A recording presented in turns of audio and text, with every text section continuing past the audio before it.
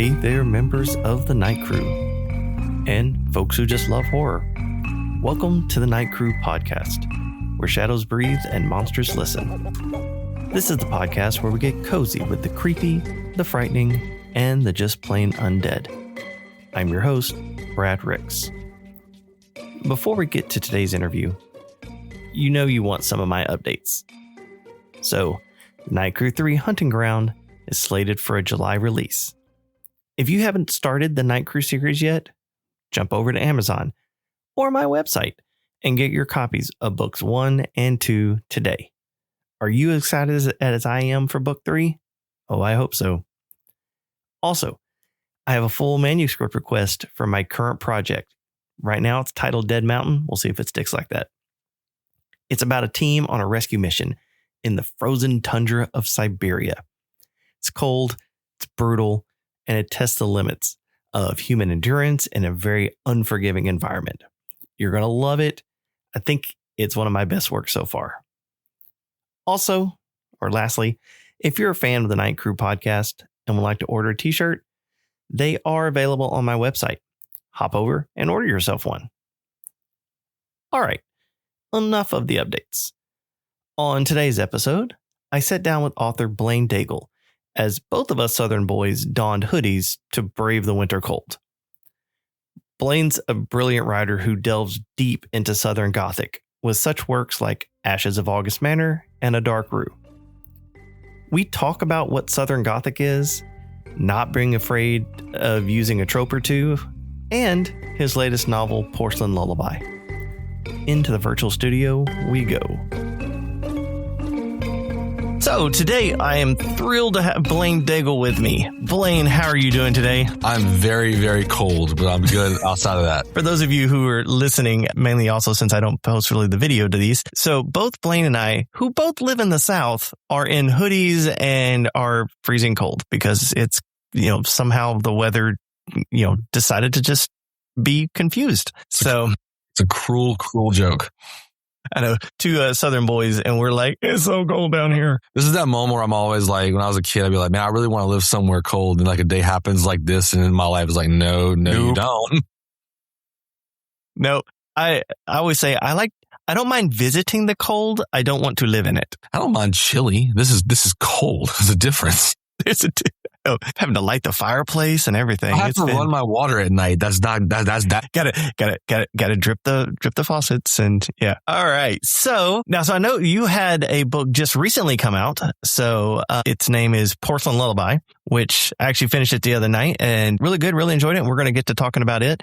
But the way I usually like to start things is just that wonderful author question that, we always get, which is, tell me about your writing career. What made you want to become a writer? How long have you been writing it? All that kind of stuff. Well, I always tell people, I was a kid of Scooby-Doo and I was a kid raised on Scooby-Doo and Goosebumps and Are You Afraid of the Dark growing up. So I think the spooky part of me was always kind of there, but also just from a very young age, I loved reading. I remember being in third grade and we had our campus library at the elementary school that I went to. And I remember going to the library. And at that point, we would always go to the library in town and we'd get like little books. I'd get like dinosaur books. I'd look at the pictures and read little things about them and all stuff. Well, they had, you might remember these. They had the Animorphs books. And they had like the really, really creepy like body horror covers, like the people turning into animals and crap. I out of sheer luck, I just happened to grab the first one and I started reading it, and then that just set me off. And I loved reading and I loved telling stories. And then I always kind of wrote little bit throughout, my childhood. Went to college, took a creative writing class and hated it, and then got out and.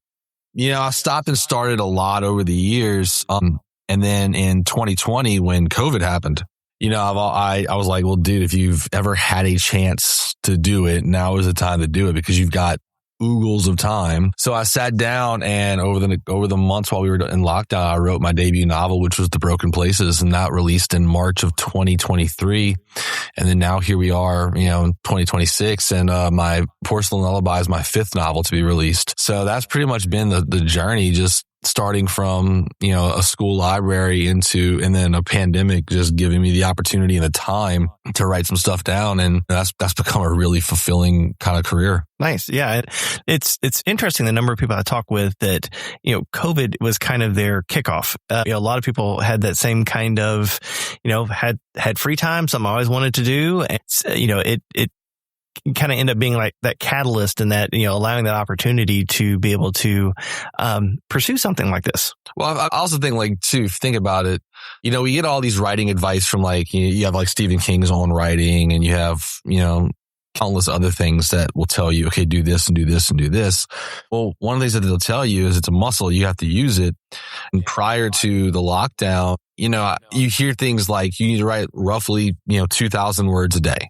That was Stephen King's thing. And when you're a young and dumb writer and you don't understand that these rules can be bent and whatever, you're like, all right, well, I'm going to write 2,000 words. And then real life gets in the way and you forget how much time it takes to sit and write 2,000 words a day. And a lot of adults just simply, they struggle to find the necessary time to do that. And then the offset of that was, all right, well, if I can't do 2,000, I might do 1,000. And then it becomes like, all right, well, if I'm writing a longer work, well, that's going to take a lot longer to finish now. And I think a lot of times people, myself included, would just get discouraged at a certain point where it's just like, dang, I don't see an end in sight. And then COVID was just this, as horrific as it was for so many people, it did have the unintended side effect of, I got nowhere else to be.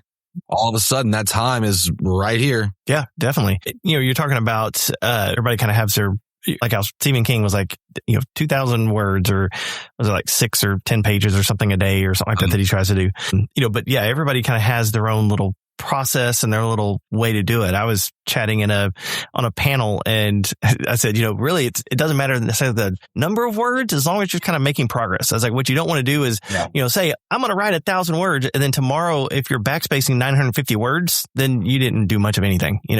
So, it doesn't matter the volume that you're doing. I'm more of a, if it's 50 good words, hey, I got 50 good words in today. And I wish that was something that was told more to young writers, because I feel like when you're a young writer, you get pointed in the direction of the advice, the Stephen Kings of the world, things like that. And because you're a young writer, you don't know any better. A lot of times I think you take it to heart and you're like, oh, well, if he's doing it, that just must be what it is. And it's not until after you've been in it a couple of years where you realize like everybody's got their own thing. Part of me is like, dang, I wish I would have just, 3 years before I really sat down to write the book, I wish I could have been like, all right, well, this is my own thing, and started then instead of waiting.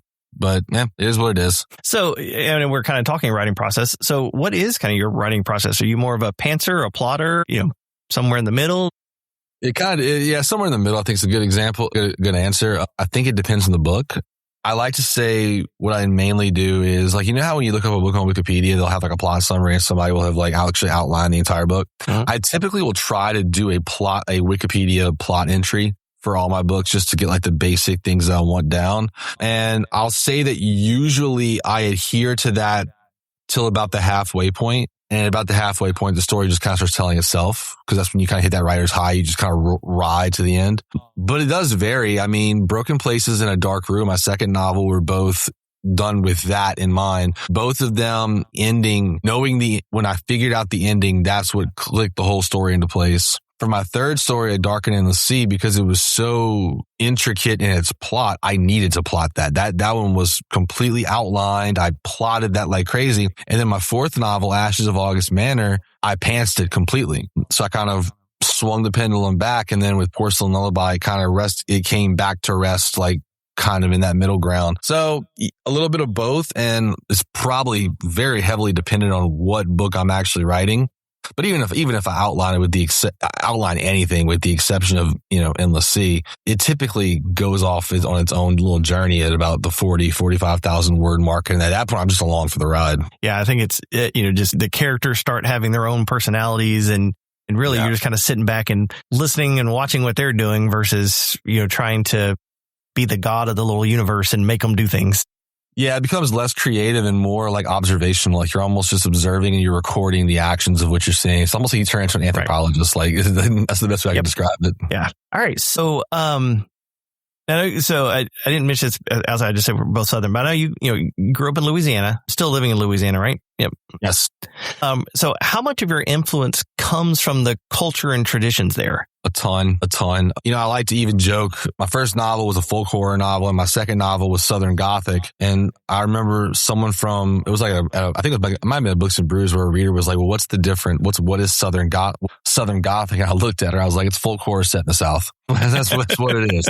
So yeah, I mean, my grandparents grew up. Not grew up. My grandparents lived in a town called St. Francisville, Louisiana, and in their backyard there was like maybe an eighth of a mile stretch of trees, and on the other side of that little stretch of trees was the Myrtles Plantation, which is considered to be one of the most haunted houses in America. And when that's your experience going to your grandparents' house, being so close to that, and knowing the people that owned the property, and then growing up where I did down in the bayou area of Louisiana, you hear about things like the Rougarou and, voodoo and all that.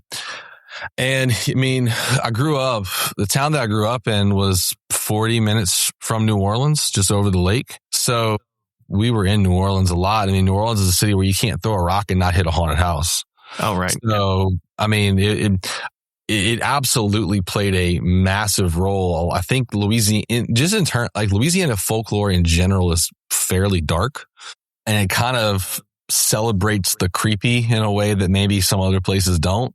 So yeah, I think it definitely had a massive influence. It probably definitely helps play towards another question I usually ask is like, why did you decide to write horror? And so I can imagine that definitely had a lot to do with why you decided to go into the horror genre. Yeah, I mean, when you grow up with sugarcane fields and bayous in your backyard, and you're told that the dogs can't go into the sugarcane field because the Rougarou's there, it kind of embeds into your head that okay, well, spooky shit just exists, I guess. It just is what it is. So, I know you're a teacher, correct? Unfortunately, yeah. High school, college? What do you? High school. So I know, that typically takes up a lot of time. So how do you find time to write? Whenever I can. I've gotten, a lot of teachers struggle with the whole work-life balance in the sense of, you bring home a lot of work. And I guess one thing that I've gotten really good at as a teacher is managing my time at work, where I get most of my stuff done at work and I don't have to bring home so much, which frees me up much more when I get home. Summers and holidays are godsends. We're also very lucky that both me and my wife's parents live roughly 45 minutes to an hour away. Like right now, my wife took the kids for the day and she's off on the farm at grandma's house. So nice. That helps a lot. And then it just becomes, sometimes it's as simple as, all right, kids are in bed by 8:00, house is picked up and everything is at 9:00. All right, well, from 9:30 to 11:30 is your time to write. And then sometimes it's not even that. Sometimes it's like, all right, well, maybe we want to watch a movie at night, maybe we want to spend some time together. Then, okay, well, now it becomes, all right, well, it's 11:30 to maybe 1:30. Is writing time. And it's like, yeah, I know I'm going to be tired the next day, but it's got to get done. If you want it, you've got to get it done somehow, some way. And, for a long time, I think before I really sat to finish it, I would just tell myself, I just can't do it. There's not enough time. But the truth of the matter is now I know it's like, dude, you got to make the time. You've got to figure it out. If that means you don't get to play video games for 3 hours, and you don't play video games for 3 hours, just is what it is. Yeah, definitely. So have you had a number of your students read your books? I've had a few. I know of two off the top of my head that have both read and really liked them. I try not to push it on any of them. If they ask me, I tell them things like, please God, ask your parents first. Because I know what's in my books. And I never want to be that guy that says, I'll put it this way. I remember very, very specifically taking a sociology class in college and going to get the textbook and realizing that the professor was making us read the textbook that she wrote. And I was just like, this is stupid. This is so pretentious. I don't want to do that. So, but yeah, it's just like, please God, ask your parents first, have them check it out. I'm sure there's nothing really overly bad in it, anything, it's just something that I don't want that to become a situation where I'm peddling my books to the students. I just don't want that to be the case. That makes sense. All right. So talking about your latest one. So Porcelain Lullaby came out 2 weeks ago, 3 weeks ago now? It'll be 2 weeks on Tuesday. 2 weeks on Tuesday. And it's your fifth book that you've written. Mm-hmm. Or had published. I always have to caveat that because there's a whole bunch of others. They're just in a drawer and then we'll never see the light of day. But I actually don't have the, what do they call it? The drawer that, God, what do writers call it? Where it's like all the manuscripts that no one's ever going to see. I actually don't have that. Everything I've started, I've actually put out there. I'm pretty proud. Awesome. Yeah. I have one, I call it my learner novel. It was me figuring out, what, kind of how to write. Hold on, I take that back because I do have one that was like 30-something thousand words. It was like halfway, and it was me hilariously badly trying to rip off Alex Garland's The Beach. That was my learner novel, I guess. That one's on a computer. That one will never see the light of day. Yeah, I had one that was like an adventure novel. It was like Dan Brown meets Indiana Jones kind of thing. And it's interesting, but like there's so much bad habit stuff that I put in there that was in there. Like it was head hopping and like this random character jumps out at the end and like just bad writing stuff. But looking at that and going, so these are things not to do. Okay, got it. Mm-hmm. And then, that's why I say that was my learner. And then from there, I have others. No, yeah, the one that I wrote, like, I think I actually fished it out of the Google Drive folder not long ago. I think probably about a year ago, maybe. And I was reading it and I was just like, oh my God, this sucks. Thank God you got better at this. Yeah, but I even do that with some of my early works. When I go and read like my first novel or two, I'm like, I'm glad I've gotten better. That's why, like, my wife has asked me before, like, well, have you read any of your books since they've been published? And I'm like, no, the only one I did was I've listened to 2 of them on audiobook just because I thought the narrator did a great job and I really wanted to hear that. I was like, I don't want to read them because I'm always going to be thinking like, man, I should have done this instead of this. And I should have done this instead of this. And it's like, all right, well, it's over and done with. The book is out. Like, there's no sense to, torturing yourself about what you would have done or should have done, or if you knew now, what you knew then, what you know now. And it's like, no, it's a product of the time it was written. Let it live as that. So how do you see your writing process has changed over the years? I think that, or your style and your process? That's an interesting question, just because I even wrote in the author's note of Porcelain Lullaby that Porcelain Lullaby actually really does feel like a culmination of everything that I've done up to this point. And I know that, for for his first 5 books, grief has played a big role in a lot of it. And the current work in progress, grief, I'm kind of shifting away from that because it was like, all right. And I struggled for about a whole year last year to really write anything. I would stop and start. And I would have all these ideas, and it dawned on me not long. I was talking to Andrew Nyberg and I was like, I think what happened was I was trying to write the same kind of stuff that I had written before, and I realized it wasn't as good as Porcelain. And I was like, I can't do that. Like, I can't take a step backward to what I feel is the quality of the story I'm trying to tell. So I think that the biggest change, my methodology hasn't really changed. I still basically do the exact same thing. I think my biggest change is I've become way more conscious of maybe the nuts and bolts of the writing process. And I've become very conscious of not being derivative. I'm doing my absolute best to not tell the same stories again. And part of that is so freaking hard because, like, for instance, I'm a big Silent Hill fan. Silent Hill 2 is my favorite video game of all time. I think it's the best horror story ever told, honestly. And I think that I wrote stories that I thought captured the feel of what I would have told in that kind of story. Well, then I go and play the remake and I want to do it again. And it's like, no, you've already done that. Like, you don't want to be derivative with what you've already done. So I think that's a big part of it. Okay.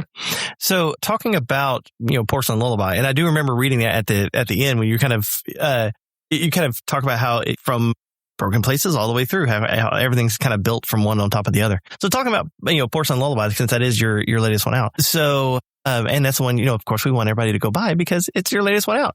Like I said, I finished it, just last night and really enjoyed it. It is a good book. I'm not going to give any spoilers away. So I guess you talk a little bit about what Porcelain Lullaby is about, and we'll kind of go from there. So Porcelain Lullaby is about 2 brothers who are orphaned at a very young age when their mother commits an act of murder or suicide, leaving them alone. The twist of that being the mother thinks that something from her past has continued to follow her, and which leads doubt in the brother's mind as to what actually happened that night. The younger brother, Jake, thinks that it's just mental health issues that are starting to arise in him as well. And he worries about what that means for him and his family.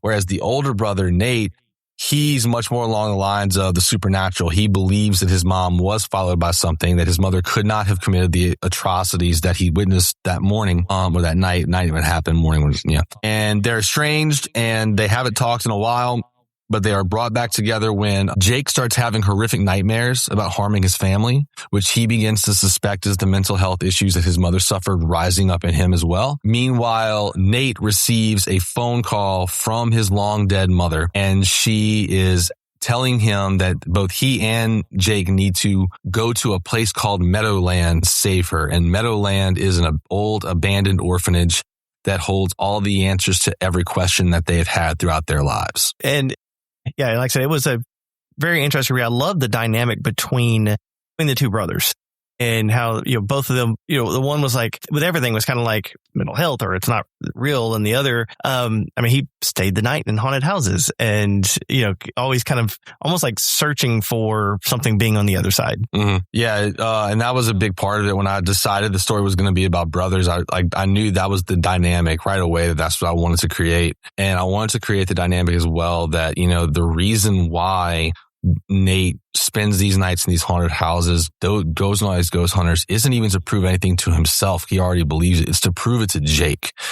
And I think and he's doing that out of a brotherly love because he wants Jake to stop, beating himself up over something he can't control. And I think that, that brotherly connection, which was kind of difficult to write because I don't actually have a brother. I have two sisters. And for a while I was worried. I was like, am I going to get this right? Because I know I have friends that I consider my quote brothers, but they have actual brothers and I see how that's different. Shockingly enough, I really just watched my own two children who were 7 and 5 years old. I kind of watched how they're brothers and I watched how they interacted, I guess built from how I thought the trip into adulthood might look and then, tie it into themes and all that. So yeah, that was a really important part of getting the story right to me. And then and I will say some of the imagery and stuff of it, especially when you start things with, it's called Porcelain Lullaby and there's a porcelain doll on the front cover. So obviously there is, that kind of imagery and stuff. So knowing, because my sister used to have a curio cabinet of porcelain dolls and all that, and they're just naturally creepy. So was that definitely an influence in kind of the story of it, is wanting to kind of pull up just some of that little natural creepiness that those damn dolls have? Yeah. I think, a lot of times horror writers talk about how we want to avoid tropes. I'm not really a big fan of avoiding them. I like to put my own spin on them. And I've always wanted to write doll horrors. I think dolls are creepy as hell. And I always wanted to write a doll horror, and I always wanted to set a horror story in an orphanage. And I just felt that, dolls being a little kid's toy, orphanages being what they were, thought, man, that was a perfect, kind of synergy between the two ideas. And yeah, I thought that the doll with the cracked face, I thought that was really, really good. It worked a lot too with the themes of the story and what I was trying to go for in terms of cracked psyches, or even just the orphanage being called Meadowland, being at the end of a meadow where, if you know anything about a meadow, the top of it looks very, very peaceful, but underneath it's mostly muck. And I thought that, that was a really interesting symbol to use as well. And I thought that porcelain being that nice, calm veneer, very consistent, very soft and faultless, and then cracking and, the real guts of the story being underneath that, I thought that worked really, really well. It definitely did. Like I said, it just that, that imagery and stuff of it. And, not to doing spoilers or stuff, but, there's a lot of that kind of imagery throughout when you get into that glass-like skin and the, cracks and things like that. So there's a lot of that imagery that's in there. And I thought it all played very, very well. So, it's definitely something for both of my listeners, I suggest you go out and read it's very well written. And I think I powered through it in like 3 days, sitting in a hotel, or I was sitting in an airport for most of that. But yeah, it was a really fast read. and it, really kept engaged. Talking about, porcelain dolls. So I do have one kind of interesting or funny story in regards to that, besides the fact that my sister used to have a curio cabinet. Years ago, in a different career that I had, I was an IT director, and one of our interview processes that we had was people would do a video. We submitted questions. They would record their answers on a video and send them to us. We had one guy who sent it, and behind him there was a door behind him, and then next to the door was just a cabinet of like porcelain dolls. Nope. And I could not to this day tell you anything about the answers he gave. I did nothing but stare at the dolls and waiting for them to move through his whole entire. I would have done the exact same thing. Yeah. And then all of us that were supposed to be, that we're all evaluating these videos, to figure out who to hire. Like, we started having conversations about what if, like, behind the door is a basement that leads to, his torture chamber, and then the like dolls, a really dark version of like the Warrens and the Conjuring. we're like, what if the dolls are those victims that he has, and like the hair is from the, it's like, we just started going off on, even how is the house kind of, yeah. Yeah. So, yeah, also for any of my listeners, if you're doing video interviews, make sure what's behind you. That's why I've chosen this nice beige wall. Yeah. I have my bookshelf. So, all right. So what do you find is the most difficult part of writing a book? I mean, I know answers will obviously vary, but for me, the hardest part is I typically will know kind of where the story ends.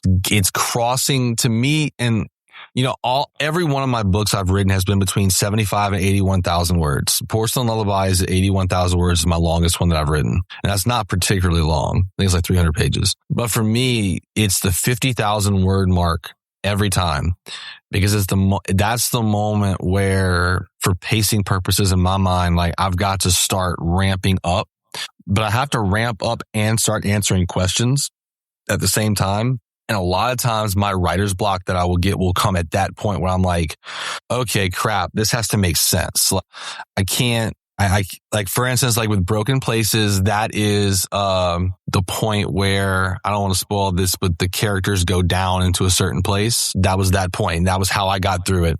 With A Dark Room, that was the moment that I realized how it was going to end. And it was learning that the ending I had in mind wasn't going to work, that this new ending was better. That opened the floodgates. Darkening the Sea, that part took me so long that I actually wrote Ashes of August Manor in between the 50,000 word mark of that book and finishing it. I like to joke. I was like, I now know why H.P. Lovecraft wrote short stories, because in novel form, you got to make all this shit make sense. So I think for me, it's that hump right there about the 60-ish% mark, where you can't just, keep going at the steady pace. You've got to start ramping up. But you have to ramp up in a way that makes sense thematically.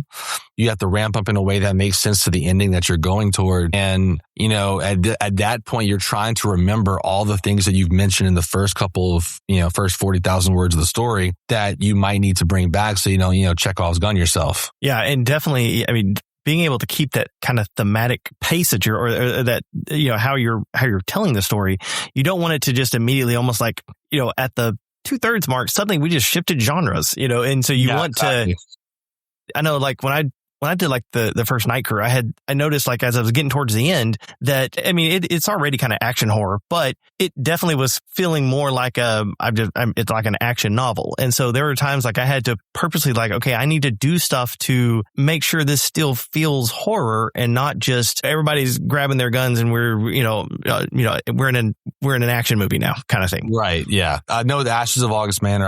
That was my fourth book. That's a classic Gothic story with a folk twist. And I had to remember it's a folk twist. Keyword being twist. It's not a full folk novel. So that 50% mark, when everything starts ramping up, I had to remind myself, this is still a Gothic novel. If you shift into full-blown folk horror, it's going to have like a whiplash effect, and it's not going to work. Yeah, definitely. All right. So I always like this question because it's usually a hard one to answer. So of all the books that you've written, what would you say is your favorite? I mean, they're all... It's like picking your favorite kid question. Yeah, they all hold a special place in my heart. I think that I could probably narrow it down to two. It would be a Rougarou and Porcelain Lullaby, which is funny because I think the two of them are very, very similar in a lot of ways, despite being so diametrically different as well. You know, a Rougarou is a Southern Gothic story set in the bayous of Louisiana, and most of the horrors come from the natural world. You could almost argue in a way it's a bit eco, whereas Porcelain Lullaby, it's man-made, like, you know, literally someone sculpting a doll, like in an orphanage and things like that. But they both deal with siblings. They both deal with the weight of ancestry, particularly ancestry that is, you know, not great. So I think that both of them are probably my two favorite. Up until Porcelain Lullaby, I considered Rougarou to be my best book. Now I don't know. I'm very, very, very proud of Porcelain Lullaby. I'm very proud of how that book turned out. Ask me again in like a year, and maybe in a year I'll have picked between one of those two. Ask you again in a year. All right. So do you read your book reviews? And if so, how do you handle negative ones? I don't want to, but I do. I think none of us want to, and we all do it. Yeah. Everybody's like, don't read your reviews. I'm like, everybody's doing that. In terms of handling negative reviews, a big part of it is just understanding that, you know, whenever you tell a story, and especially this is something that I think that I didn't know then that I know now, which is we all want our books to do well, and we all want our books to reach a wide audience. Well, the wider your audience that you reach, the more dissenting opinion you're going to have. And you're going to have people like and not to mention the fact that so much of our sales, I mean, obviously we hope that people stumble across our books because they read an author that we admire and our book was there on the Amazon list. But the algorithm is so wild and so weird that, I mean, I remember when Ashes of August Manor came out, it was my, without question, best reviewed book in the early reader stage. And then the score on Goodreads was just falling like crazy. It was just tons of 3-star and 2-star and 1-star reviews. And I got curious. I was just like, what is going on? Like, does the book just bad? Like, I don't think it's bad. So I went in, I looked at some of the profiles, and I don't know how this happened, but so many of them were like romantasy readers or like romance readers. And somehow, some way through Amazon's screwed up system, my book got into like search results for those books, and people were reading them on KU that would have never picked it up in the meantime. It was not their thing. So I had to remind myself, like, I mean, yeah, it sucks that the score goes down, but at the same time, score is a score. And these people, this was not their jam anyway. If nothing else, it's look, thanks for reading it. I'm glad you gave it a shot. So it's just understanding the fact that everyone's different. Everyone's got their own opinion. I've got plenty of writer friends that I have who I have not read a single thing from them because I know it's not my stuff. Like, I've got friends that'll write like splatter. I'm not a splatter fan. Right. So it's like, and you have to understand that as a writer, it's going to be like that sometimes. And then you got sometimes where it is extremely, what I would say, fair. Like, I know a couple of reviews I've gotten, I read them and I was just like, that's a fair assessment. I don't necessarily agree, but it's fair. The ones that bother me are just the ones that get very personal in the attacks. But for those, I just go, okay, whatever, just move on. But I mean, the truth of the matter is that if you get like a 1-star review and it's just like, oh, this book is shit. And it's like, okay, well, what about it? And like, well, they didn't bother to leave that. The truth of the matter is that's no different than a 5-star review where someone was like, loved it. Okay, what did you love? But at the same time, if someone's taking the time to write a review, it's like, you know, I can't get mad about it. It's like, thank you for picking it up. Thank you for reading it. You know, readers have their own taste, and I'm not one to police that taste. Thank you for giving it a shot. I appreciate I agree. And I'm the same way. I try not to read them, but yeah, when I see things that are just like, I'll see, you know, like, oh, good 4s and 5s, and then in like a random one that pops up, I'm like, why did that pop up? And you know, to kind of look at what's going on there. It's usually the ones. There's sometimes where like you'll get a 1 and you'll click on like the profile, like their average rating will be like a 2.12, and you're almost like, do you like to read? Like, yeah, or. Well, that and the rating system, and I think I've said this to. I don't like the star system. I would much prefer. It's so arbitrary, and I would much prefer if you're gonna. First off, I don't like the idea of rating books like that anyway.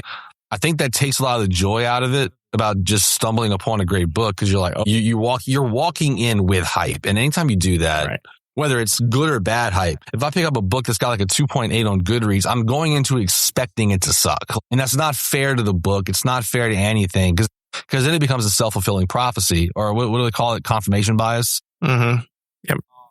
But at the same time, it's like, if we're going to have to do something like that, could we not just do something like a Rotten Tomatoes meter? Like split this thing up into negative or positive and just do it that way, as opposed to, and then you wouldn't like, every now and then I also stumble across these Goodreads scams where people are like, what do they call it? Review bombing. Like authors will do it. They'll make up profiles and just go blast their competition to where their competition has like a 3.86 while their book's a 3.88. And I'm just like, what are we doing? Like, what are we doing with this? Like, is this really where this has taken us?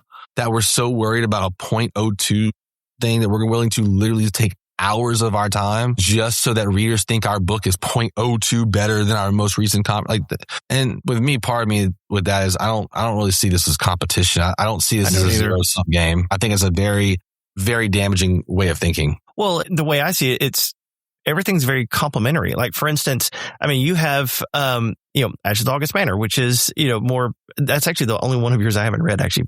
But it's more like haunted house style book, kind of, right? Right.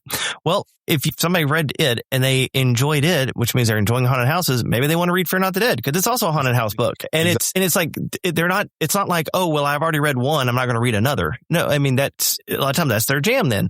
Yep. And it always says, readers can read books so much faster than we could ever write them. And so, it's not a competition. It's not like, since they read my book, they're not going to read your book or whatever. It's usually the exact opposite, since they read one. Like I'll look at it where, like, so for instance, like we just had this three book stretch through Wicked House, starting with Nick Roberts' Lila in the Flesh. Nick is a powerhouse. At the end of Lila in the Flesh, Wicked House is putting like, hey, our next book is Porcelain Lullaby. If one person puts Porcelain Lullaby on their TBR list because they read a Nick Roberts book and loved it, that's complimentary. I don't see how, I don't feel the need to have to try to compete against my peers when it's not like there's a law saying you can only read so many books in so much time. Like, no. And I don't, and bear in mind, I'm a very competitive person in general. Like, I played sports my whole life. I coached baseball for a decade. I'm very competitive, but I don't see the need for competition in this. Well, like I said, I read Porcelain Lullaby in like 3 days. It took you a lot longer to write it than, so, like I said, it's not like, again, to me, it's not a zero-sum game on that. No. You get readers who are reading, 20 books a month. Well, we're not writing 20 books a month. And so again, and like I said, if they like one style of book, it's, Amazon even has at the bottom, like, if you like this, you may like these. And especially when you consider the fact that, like, most readers are, I don't want to say binge readers, but they are like, you'll get into moods. Mm-hmm. So I don't know, let's say this person got into the haunted house mood, and because they were in the haunted house mood, maybe after they read Ashes of August Manor, they got Fear Not the Dead, or they got M.J. Morris's The Suffering, or something like that, where it was like they went on a streak. Now, they're not going to read all the haunted house books out there, but at some point that pendulum might swing back and they might go revisit more. Yeah, I don't see the point in stuff like that. And I feel like, I personally feel as though Goodreads has done a great disservice, because it's kind of pushed readers and, unfortunately, some authors kind of into that direction. Well, and some of it also, how people see the rating system. Everybody has their own take on what it means. Most people are like, oh, I really like the book, 5 stars. Other people are like, oh, it's a great book, 3. And it's like, well, because they're looking at it as, well, 3's in the middle, and if it was a good book and stuff, then that's kind of the baseline is 3. 5s are reserved for it and Lord of the Rings. Some people refuse to give 5 stars. Some people will not give 5 stars. Some people literally will pick their 5 favorite books, and those are 5-star books, and everything they review will be less than that. So what happens if you have some first-time author that's seeing that, doesn't realize that, and is trying to figure out what in the world they could do to make it better? Like, you can't. Like, you're like, that's just the reviewer's tastes and tendencies. Right. Like, roll with it. Move on. Yep. So, all right. So, kind of moving off from there. So, I'll go into the part that I have fun with in this podcast, which is, I started this podcast as a spinoff of my own series, The Night Crew, which is all about monster hunting. And my scripted episodes, I like to do deep dives into, some kind of a creature. I was doing vampires, doing werewolves right now. I'm not sure what I'll do next. But, with that being said, what is your favorite horror monster or creature? I feel like I have to say the Rougarou. So what's funny is, prior to this call, I actually pulled up Rougarou because I was like, Blaine's is going to be a Rougarou. I mean, first off, it's a werewolf essentially, and I do love werewolves. And then the Rougarou obviously being very close to my heart. If I had to pick another one outside of the obvious, I would have to say Mothman. Mothman's a good one. I love the whole lore and the story behind that. The fact that, unlike a lot of the whole cryptid thing, you dive into that case and you see all these well-adjusted people who it's one thing when you run to the nearest tabloid to tell them what you saw. It's another thing when a guy comes to write a book about it and no one will talk to him because they're like, I don't want people to think I'm crazy based on what I saw. To me, that's you may have actually seen some shit. I don't know. So, all right. So between the two then, Rougarou or Mothman, which one are you going to... Man, I gotta go Rougarou. Plus, I've had a Rougarou in a book. I haven't had Mothman in a book yet. Part of me wonders if I'll get an IP, if I'll get an IP claim if I try to do that. I don't know. Does the town of Point Pleasant own the rights to Mothman at this point? I think so, but that'd be interesting to see. I mean, can a town own a cryptid? That's a good question. State own a cryptid? Can I sue anybody not from Louisiana writing about Rougarous? So yeah, the Rougarous / the werewolf, obviously they work in tandem. I love the idea of the beast within the self. I think that's a really interesting, part of that whole dynamic. And then, it's just, there's a malevolence to it that I think is really interesting. And that balance of, the malevolence of the monster and the humanity of the man.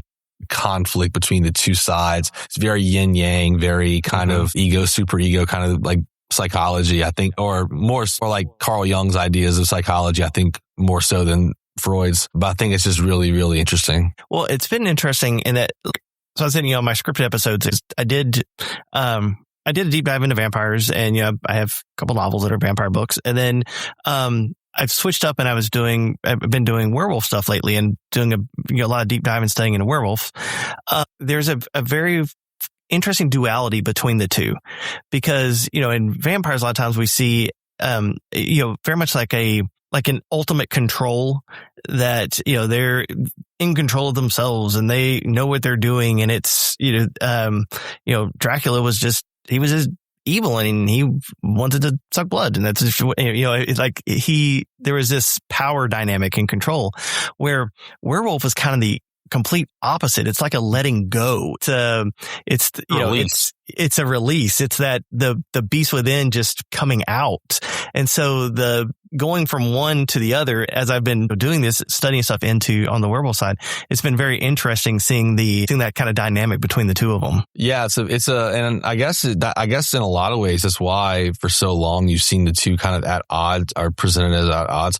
Although I think it's very interesting to say that because, in the original novel Dracula transformed into a wolf. That was, and, yeah, I think that dichotomy between the two is very interesting. And I think that both of them also kind of suffer from the whole, we're going to take these two monsters and we're going to try to make them palatable for, a modern, or we're going to make it not so upsetting. So I think for instance, I was a big fan of, Robert Eggers' Nosferatu, because I loved how just brutal that movie got and how it didn't it presented the vampire as evil. Mm-hmm. And then I know now his next movie is Werewolf, and he's taking on that as well. And I was like, thank you. Because Twilight put us into a very dark hole for a while. I make fun of Twilight a lot. Very sparkly hole. Whenever I'm talking to people about Night Crew and I'm like, yeah, it's about vampires that don't sparkle. And I'm like, these aren't disco balls. And so I make fun of Twilight a lot. And on some of the vampire episodes, I did one where I was kind of talking about vampires in movies, and I actually have one coming up next week, actually comes up from when we're recording, actually comes up tomorrow. But it's all werewolf in the movies. And, and so I realized I picked another damn creature that's in Twilight. But with like with vampires, it was interesting how Twilight, as much as I make fun of it, it also kind of helped bring a lot of that kind of back into the popular culture. Some of it had kind of gotten a little. I actually credited it for one of my favorite vampire novels, which was Andy Davidson's In the Valley of the Sun.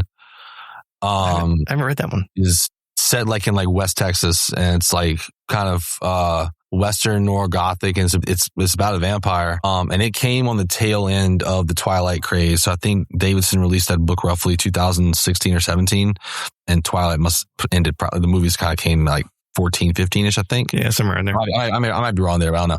But like the way that I kind of viewed it was like Davidson approached the vampire and made it a monster again. Like it's got like almost paper skin, like its face is just so horrific in terms of how it's presented. And a part of me thinks that like had Twilight not come around and made it into a joke, you might not have seen some of these authors who are taking it really seriously in response to that. So in a lot of ways, like I think that because it became a joke, it's now forced so many creatives into trying to like reclaim what this thing used to be. And I think that's been for the better, because I think that we've gotten some really, really good vampire fiction, whether it's film, TV. You look at something like Mike Flanagan's Midnight Mass, which was arguably one of the best things I've ever seen involving a vampire. Like I mentioned in the Valley of the Sun, there's a lot of desire to bring back Blade, things like that. So I think that while it sucked for about 8 years, there is a light at the end of the tunnel. And there's been a few really good werewolf movies. There was one that I cannot think of the name of it. It was like on a train in England, where like the train like derails in the area where a werewolf is. There's that great movie, The Wolf of Snow Hollow. That's just great. Werewolves Within is just great. And there's another one where it was set during like the like revolutionary times. I cannot think of the name of it.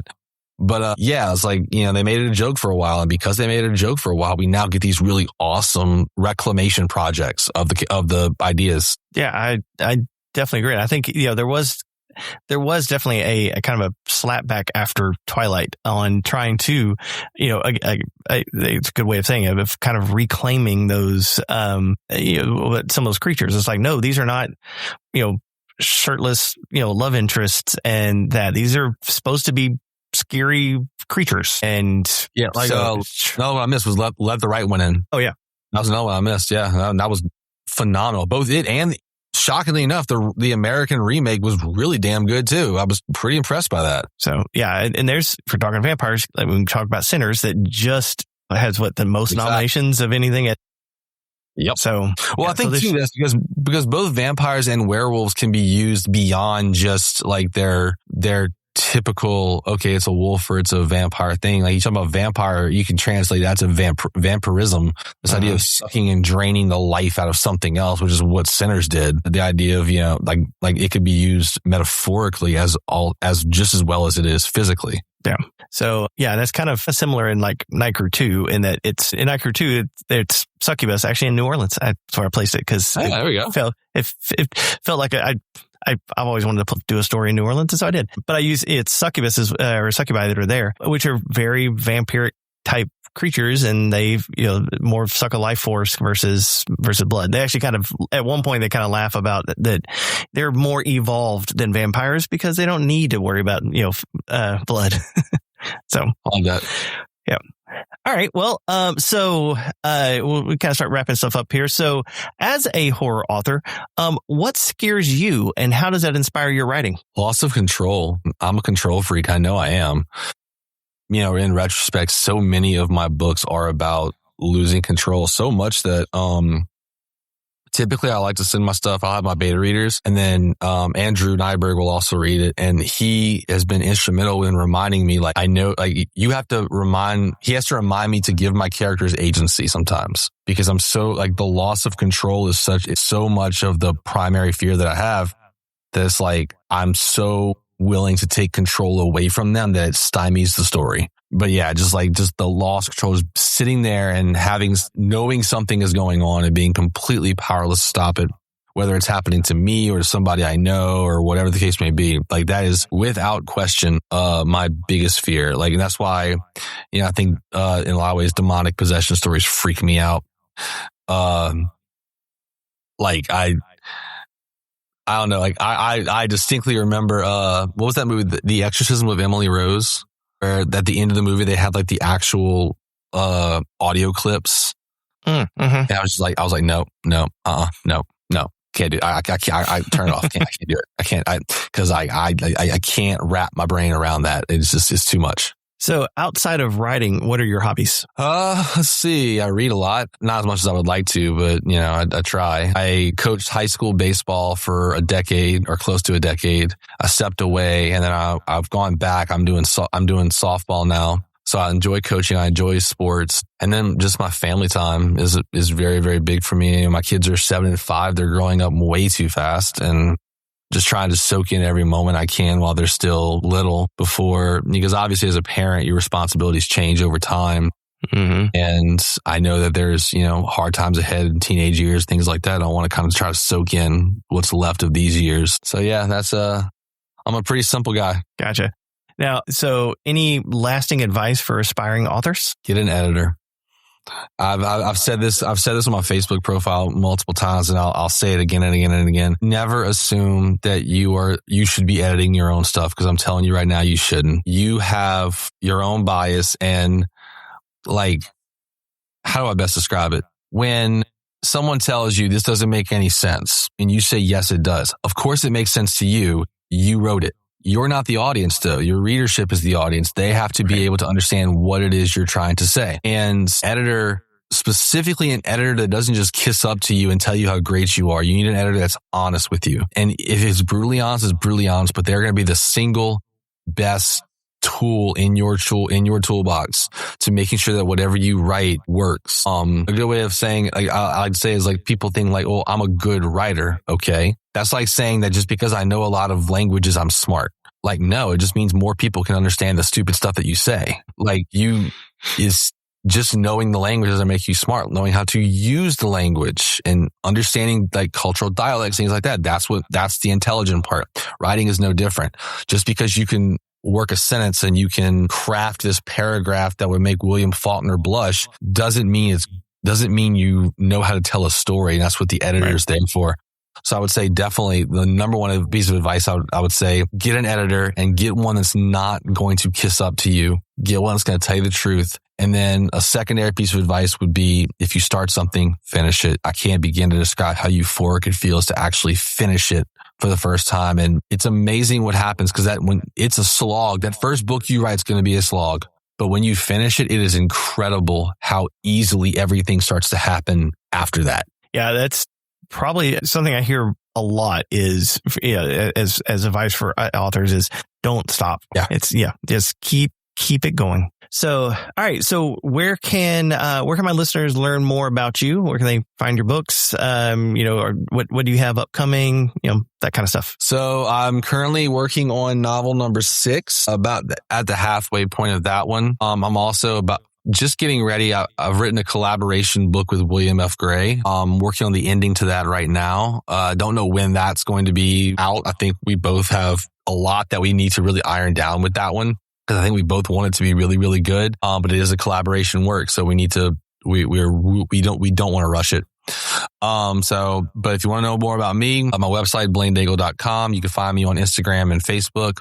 You can probably find me on X too, but I don't know if I've even posted on that in 2 years. But mainly Facebook and Instagram. I do have a Goodreads profile that I typically try to respond to, even though I hate that website with a burning passion of 1,000 suns. But yeah, that's the best place to find me. All right. Yeah, I'll make sure and put the links in the show notes to make it easy for folks to find you.